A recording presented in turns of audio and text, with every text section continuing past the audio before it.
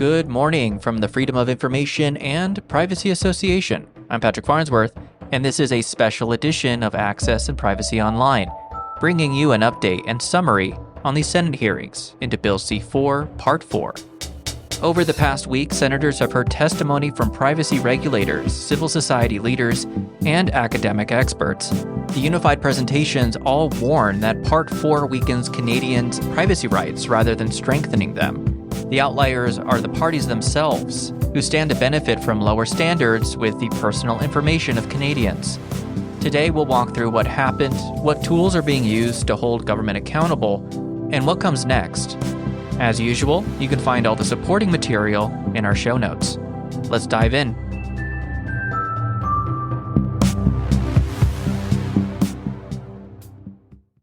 We'll begin in related news to Bill C-4, not in the Senate, but in the House of Commons. Appearing on the order paper is written question Q-865, tabled by Green Party MP Elizabeth May, who represents Saanich Gulf Islands. Written questions are not question period theater. They are constitutional tools that can compel narrative explanations from government. They are time-bound, placed on the public record, and published in Hansard. As we've said before, Access to Information asks, can the public see this record? An order paper question asks, how was this decision made, who influenced it, what risks were known, and what was ignored? Used together, they transform transparency from potentially passive document release into active democratic oversight. Q-865 is part of that dual strategy, and it comes at a critical moment. If the question is not answered in 45 calendar days, the chair of the committee is required to convene a meeting within 5 sitting days. The committee may then investigate the failure of the government to respond to the written question. However, the committee is not obliged to report back to the House or to follow any specific procedure in considering the matter. We'll be tracking this as it proceeds. Now to the Senate. It is unusual for a bill's subject matter to be split between 2 Senate committees. Part 4 of Bill C-4, Amendments to the Canada Elections Act, is being studied by the Standing Senate Committee on Legal and Constitutional Affairs, even though the overall bill is a finance measure that began in the Finance Committee. That bifurcation alone signals that something here does not sit neatly within ordinary legislation. The Senate identified that amendments impacting privacy rights, electoral law, and federal provincial jurisdiction are not routine affordability measures. Stéphane Perreault, Chief Electoral Officer of Canada, told senators that the bill may create what he described as a complete code, but one with no minimum standards and no right for electors to access or correct their data. On top of that, Perreault noted that the current draft of the bill seems to create 2 policy regimes based on internal policies of the parties. He said it's not clear what the intention of Parliament is and how we are to reconcile these 2 regimes. He noted that each party would effectively write its own privacy regime. Philippe Dufresne, Privacy Commissioner of Canada, was equally direct. He recommended 3 core amendments. 1. Minimum privacy standards aligned with Canada's fair information principles. 2. Mandatory breach notification within 7 days. 3. Formal collaboration between his office, Elections Canada, and the Commissioner of Canada Elections. Without those elements, he warned, Canadians' fundamental right to privacy remains unprotected. Dufresne also noted that political parties should be subject to the same privacy standards as those set out for the public and private sectors under federal law, while adapting to the unique role that political parties play in the democratic process.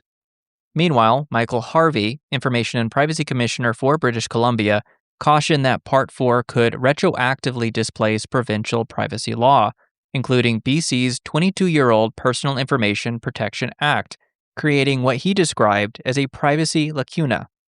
Harvey also said that as it stands, the amendments do not distinguish between different types of personal information, does not allow for consent to use personal information to be withdrawn, and lacks independent oversight, among other issues. Across federal and provincial regulators, the message was consistent. Minimum standards, independent oversight, and real enforcement are necessary but absent in this bill. Next, we'll discuss academics and broader civil society and individuals who brought forward their views from research and expertise. These all echoed and supported the regulators, in many cases going further. FIPA Executive Director Jason Waiwata stated plainly that Part 4 removes guardrails at a moment when global experience, from Cambridge Analytica to Canada's own foreign interference inquiries, tells us those guardrails are increasingly important. Political parties now hold data that is as strategically valuable as the funds they raise. Weakening the rules that govern that data, he argued, lowers the barrier not only for misuse, but for democratic distortion. Professor Michael Geist, Canada Research Chair in Internet and E-commerce Law at the University of Ottawa, framed the issue structurally. He told senators that Part 4 creates a three-tier privacy regime. Private sector organizations must comply with PIPEDA, the Personal Information Protection and Electronic Documents Act. Government institutions must comply with the Privacy Act. But federal political parties would operate outside both. He warned that the bill introduces a blanket statutory exemption, removes earlier proposed safeguards like breach notification and limits on data transfers, and applies retroactively to May 31st, 2000. Attempting to extinguish potential complaints and investigations into past conduct. His recommendation was clear: remove the exemption, eliminate retroactivity, restore safeguards, and establish independent oversight with real enforcement powers.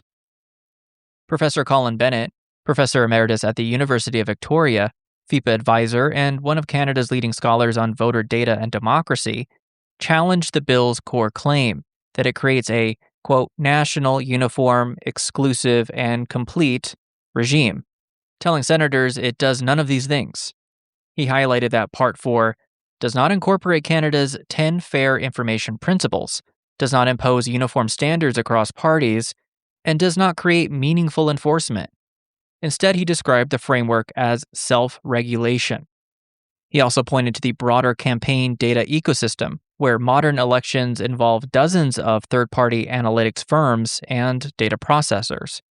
Many of those companies are bound by privacy law, yet under Part 4, the political parties and their agents directing those data flows would not be. That inconsistency creates confusion and weakens accountability even further. And he reminded senators that data-driven campaigning carries documented democratic risks: voter manipulation, discourse fragmentation, chilling effects on participation, and the erosion of public trust. Privacy law, he argued, is not an obstacle to democracy. It is part of its infrastructure. Professor Andrew Clement, Professor Emeritus at the University of Toronto and one of the complainants in the British Columbia case, brought the lived experience of a citizen. After requesting access to his own political party data, he received only limited records. The ensuing litigation has lasted years, as major political parties resist scrutiny and deny his civil rights. He described the insertion of privacy provisions into an affordability bill as a, quote, cuckoo's egg, and argued that the sweeping retroactivity back to the year 2000 signals that the intent is not to create a robust privacy regime, but to preempt investigation. And from the democratic governance perspective, and speaking from experience with being inappropriately targeted by political campaigns, Professor Sarah Bannerman, Canada Research Chair in Communication Policy and Governance, warned that retroactively erasing provincial privacy protections would undermine both digital sovereignty and ethical democratic deliberation. Datafied campaigning, she notes, shifts elections away from collective public debate and toward individualized behavioral targeting, often without voter knowledge or consent. From the economic perspective, Jim Balsillie at the Center for Digital Rights called Part 4 a Trojan horse. He argued that it exempts political parties from privacy rules they impose on others, at the very moment when data-driven systems shape markets, public discourse, and democratic outcomes. Also appearing were Matt Hatfield, Executive Director of Open Media, Tamir Israel, Director of the Privacy, Surveillance, and Technologies Program at the Canadian Civil Liberties Association, and Elizabeth Denham, former Information and Privacy Commissioner of the United Kingdom and British Columbia. Full transcripts from the meetings will be available in the coming weeks, but you can find links to the current Senate video through our website and show notes.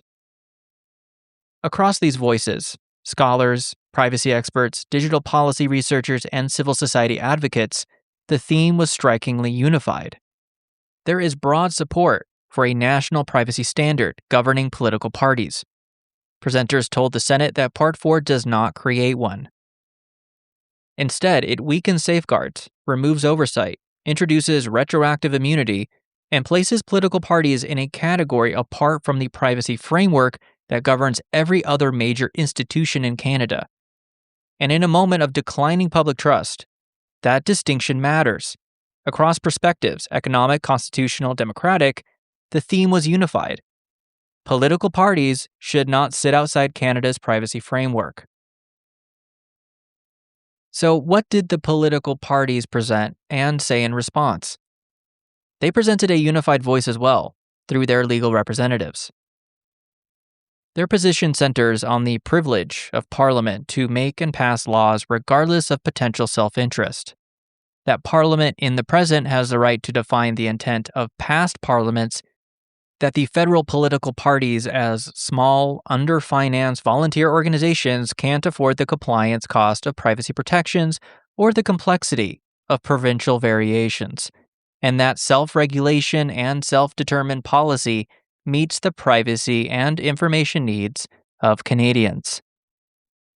The Senate's Legal and Constitutional Affairs Committee will now deliberate and issue recommendations. But here's the procedural nuance. Because Bill C-4 originated in the Senate Finance Committee, any amendments or recommendations from Legal and Constitutional Affairs must return to Finance before the bill is reported back to the full Senate. Only then can it proceed, or be amended, before returning to the House of Commons. In other words, this is not over yet. So let's return to why this matters and the structural issue FIPA and others have identified. Self-written rules, amendable on the fly and enforced without independent privacy and information expertise, do not constitute meaningful oversight or protection. When the entities writing out the rules creating weaker regulation are also the beneficiaries of that weaker regulation, the risk to civil rights becomes obvious. Privacy safeguards are not abstract regulatory details. They are civil and charter rights that are part of a democratic infrastructure. Foreign interference rarely requires hacking. It often relies on lawful collected domestic data, accessed by domestic actors, and exploited through influence operations. Weakening domestic information safeguards lowers the barrier for foreign interference. And that's why regulators, academics, and civil society have spoken with one voice. The Senate now faces a familiar constitutional role: sober second thought. Whether it will strengthen this legislation or allow Part 4 to proceed unchanged remains to be seen.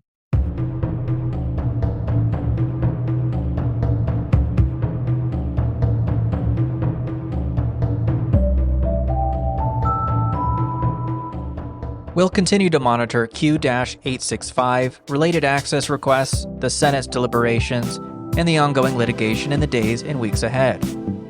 As always, we hope today's special update helps you stay informed about the evolving intersection of privacy, electoral law, and democratic accountability. To support this work, be sure to subscribe to FIPA News Monitoring, or consider making a donation to help keep the mics on. Our writer is Sean Fisk. Original music is by the mysterious Breakmaster Cylinder. I'm Patrick Farnsworth, your host and producer, and we'll continue bringing you updates as this develops. Stay safe and stay informed.